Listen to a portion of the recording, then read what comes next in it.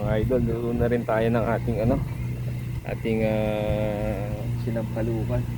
Sampalukan ko na lang mga idol kasi may naharbat akong sampalok doon. Hindi ko lang na video kung paano ako kinuha, pero buwis buhay po yun. Buwis buhay ng pagkuha ng sampalok mga idol.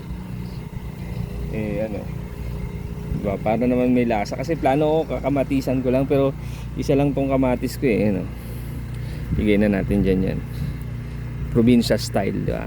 Yan lang yan. Yan ang masarap sa kamatis mga idol, nilalamas. Yan, diba? Lamasin mo lang yan. Bigyan natin yung ibang ingredients mga idol para ito. Lagyan natin to lahat. Sabay-sabay na natin to lahat mga idol. Yung ating sampalok para lambot na. Tapos yung ating yung ating sibuyas, lagyan na natin lahat mga idol yan. Tapos yung ating luya, na konting luya na lang tira natin sa paggawa ng kilawin. Yun mga idol grabe naman ito idol, mga yamit ito mga idol diba? Pa natin boss para yan.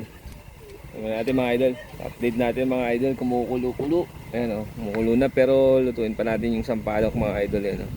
Lambutin pa natin. Ayan, malambot na rin mga idol Ayan, dudurugin na lang natin dyan mga idol para maasim. Maasim siya, diba? Ayan pero hindi durug na durug kasi syempre pero takpan pa natin ng konti para lumambot na.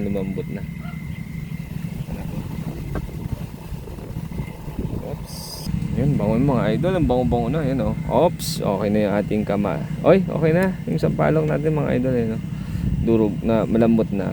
So ilagay na natin yung yung aasinan ko na to mga idol para kasi paglagay natin ng isda, madali na lang maluto yun kaya asinan na natin.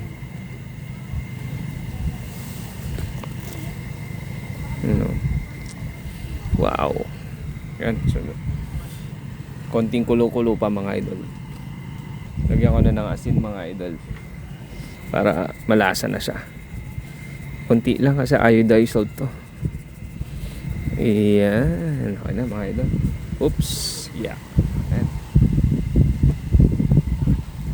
So ayan na mga idol. Lalagay ko na yung isda.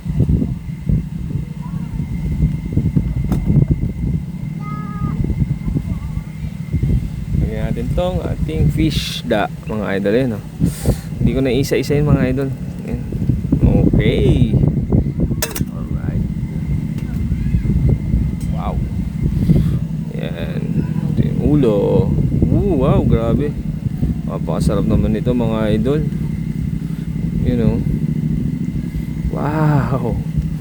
Wow, diba? So antayin lang natin kumulo yan mga idol. Lalagyan na natin ng MSG ito mga idol. Lagyan natin ng MSG, paminta, konti lang. Yan. Tapos betchin. Lagyan natin MSG mga idol. Ayan sarap mo. Oops. Iyan, okay na mga idol. Yun, okay na yan mga idol, yan lang yan. Lutuin lang natin ng konting isda. Ano yung takip mami ko. Takpan natin mga idol. Kaya lang mix muna natin yung yun ang sarap nito mga idol. Okay, takpan natin. Lakas ng hangin mga idol. Wait lang natin ng few minutes to update po natin mga idol yung ating niluluto. Yun wow, grabe naman. Lumabas na yung mata. Sabi ng nanay ko, pag lumabas na daw yung mata ng isda, luto na daw yan. Sabi nung nanay ko tsaka ng mga matatanda. So tikman natin na to mga idol. Kinilaw nga natin to, diba? Kita nyo ba yung kilawin natin mga idol? Napakasarap. Tikman natin. Grabe yung ng sampalok diba? So naging sinigang po siya. Fresh sampalok po yung nilagay natin mga idol. Sarap niya Tapos sariwa yung isda. Nako po. Paparami tayong kain nito mga idol.